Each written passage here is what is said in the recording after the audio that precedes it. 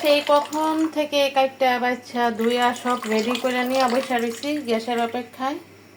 মাত্র অল্প অল্প গ্যাস আসলো। আর এদিকে কি কাণ্ড হইল দেখুন, ভিজাইলাম রুই মাছ, হয়ে গেছে পাঙ্গাস মাছ। আসলে পলিথিনের ভিতরে বুঝতে পারি নাই, ভাবছি রুই মাছ। এখন আবার রুই মাছ ভিজাইছি। তালহার আপু রুই মাছ বোনা করতে বলছে টমেটো দিয়া। এখন যদি পাঙ্গাস মাছ বোনা করি তাহলে আবার বেন বেন শুরু করে দিব। এখন তাইলে আমি সবার আগে শুটকি তরকারিটা বসাই দিই, মাছ ভিজতে ভিজতে। তার জন্য বসাই দিলাম হাঁড়ি, দিয়ে দিই একটু তেল, একবার একটু বাগার দিয়ে আমি শুটকিটা বসাই দিব।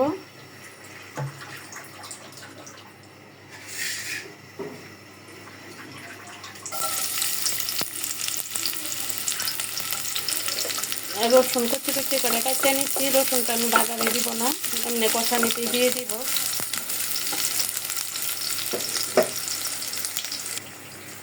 দিয়ে দিলাম শুটকি এবং সব মশলা।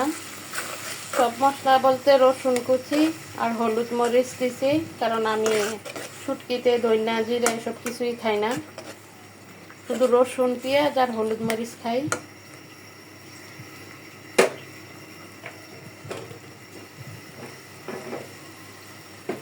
ভালো করে শুটকিটা কষায় তারপর আমি তরকারিটা দিয়ে দিব। শুটকি এবং মশলা দুইটাই ভালো করে কষানো হয়েছে। আমি একবার শুটকির সবজিগুলো দিয়ে দিই।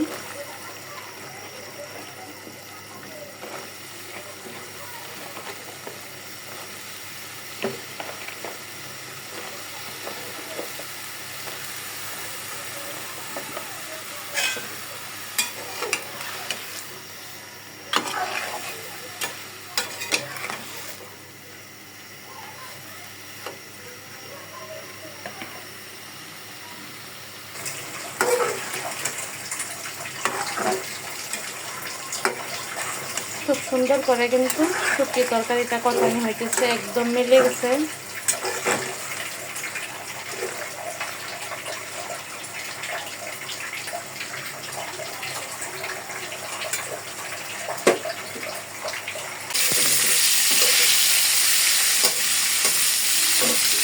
পাঙ্গাস মাছ ফ্রিজে রেখে আবার রুই মাছ ভিজাইছি। মাছ ভাজার জন্য কড়াইতে দিয়ে দিলাম। আর শুটকি তরকারিটা এদিকে নিয়ে আসলাম, হয়তো হয়ে গেছে, এখন আমি নামিয়ে ফেলবো। মাছগুলো ভেজে নামিয়ে ফেললাম। এবার দিয়ে দিলাম পেঁয়াজ। এখন টমেটো দিয়ে মশলাটা কষাইয়া তারপর আমি পানি দিয়ে মাছ দিয়ে দিব।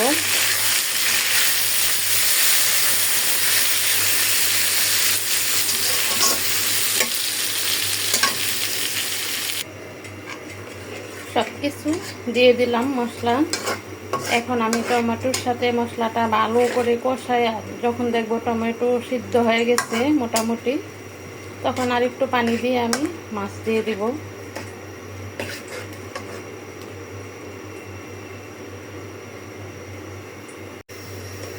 যতটুকু দরকার আমি পানি দিয়ে দিলাম। এখন ভেজে রাখা মাছ দিয়ে দিই।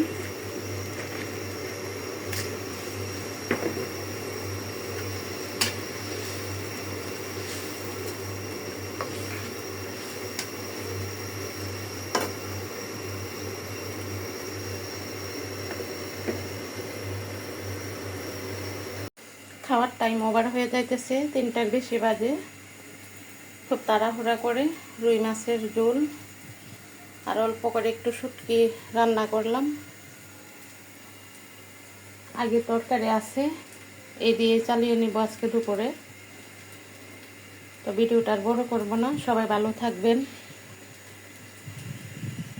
আসসালামু আলাইকুম।